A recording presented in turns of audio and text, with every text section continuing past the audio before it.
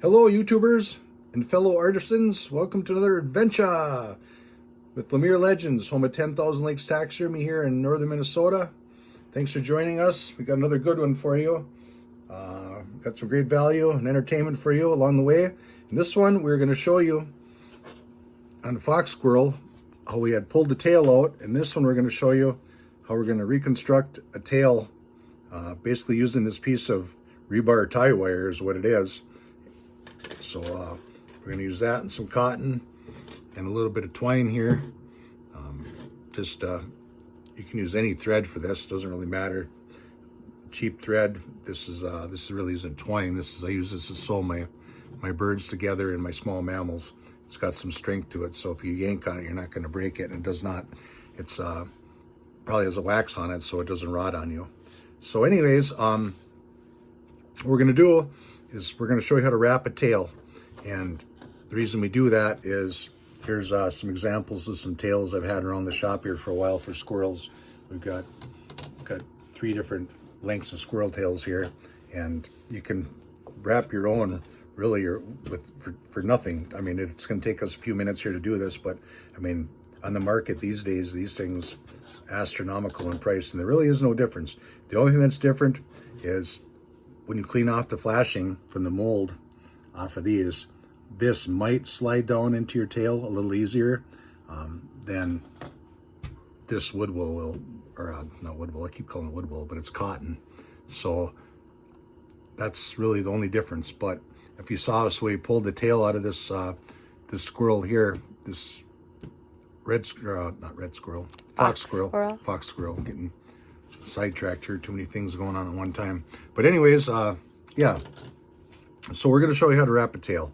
But these things are, like I said, they're a little bit steep in price, and time, yeah, you can save yourself a little bit of time, but what's the trade-off? Do you want to do it yourself, or you want to pay I can't even give you a quote right now. Things are going crazy with inflation, and this is a petroleum product back in the day, 2008, 2010, and these things seem to double overnight in price, and now they've quadrupled again. So anyhow, not getting into politics or anything. You're here for taxidermy, and we're just going to show you how to cheap out and save a buck and go on an adventure. So what I did is I saved the tail out of the squirrel. We got it dried out a little bit, so you have to realize that this has shrunk a little bit in here. Okay, more like beef jerky right now, but it gives you a reference of some stuff. Yeah, yeah, not for sale. but anyways, this was the tail off of that squirrel, and we snipped it about right there. And that 1/2 inch difference on this squirrel, that's really not going to make a difference. If you had this tail 2 inches longer down in here, you know, then your fur is going to start to get thin down in there and not so fluffy. If you make it a little shorter, fine. If you went this short, yeah, on a fox squirrel, if he's got a little mouse tail on him, that might get a little corny too. So this isn't brain surgery. You know, it's not. I mean, as long as you're close, you'll be cool.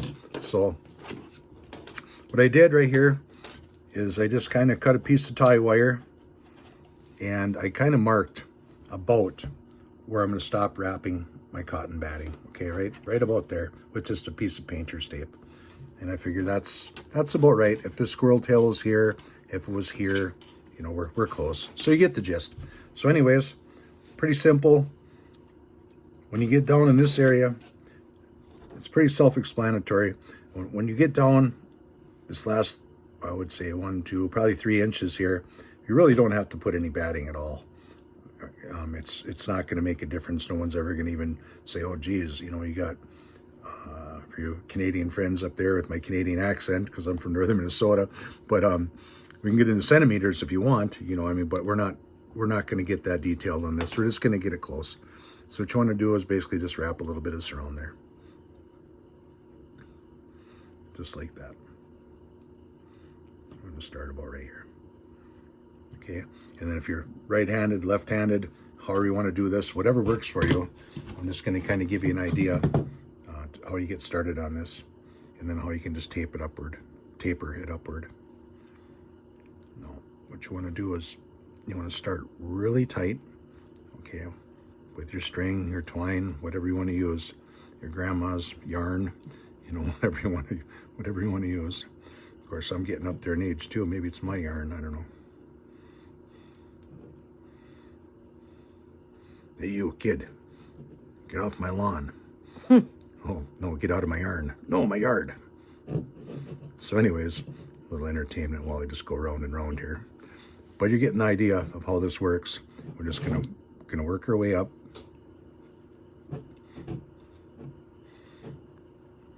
Like I said, the smoother you get, the easier it's gonna pop into your tan fur. That's really the only difference I've ever found between the foam one and this. And I mean, this is going to be just as flexible as that foam tail is right there.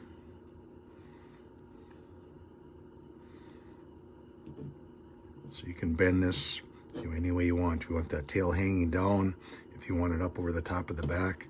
And I found that the way that we're going to prepare the squirrel in the next couple of videos that are coming up, we can bend this tail even, I mean, after it's dry, we can still flex this tail a little bit if we do it properly. Not on the tip.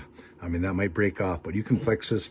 If you grab this squirrel tail and you want to adjust it down the road, and if I ship this someplace in the States after it sells on eBay, you know, I can literally bend that tail the way I want to get it inside the box for shipping, and you're not going to damage it. So. Yep, we got some here right here. Yeah, that's been dried for 3 months probably. And to the other ones too. These are all the same. These can be all bent. Cheap plug. Give a cheap plug. The way you want. We're just trying to teach you something that's a dying thing. Yep. I was saying give them the cheap plug for that one's for sale on eBay. Yes, this one's for sale on 10,000 Lakes Taxidermy eBay. Shameless plug while I go round and round with my string here. But got to make it fun. So anyways, you get the gist of what we're doing. Okay, we figured about there and working our way up. All right, and that's going to be about right in the retrospect to where we want to be. Because remember, we did have some shrinkage here. This is like jerky now. That's pretty close. And we're going to continue to work our way up. Just put the string in this cotton batting, and you get the idea. You don't have to sit here and watch us spin yarn all day. But here's the final outcome. This is what we're going to end up with right here. That's it. And that's going to be the tail for our fox squirrel. So please like, share, and subscribe. And we'll be back to you with another episode of, as promised, how to rebuild. We're going to take part of this squirrel mannequin and the head off another one and the torso off another one. And we are going to make one bigger size mannequin for the fox squirrel that we're going to mount in the next episode. So thanks for watching again. Have a good one.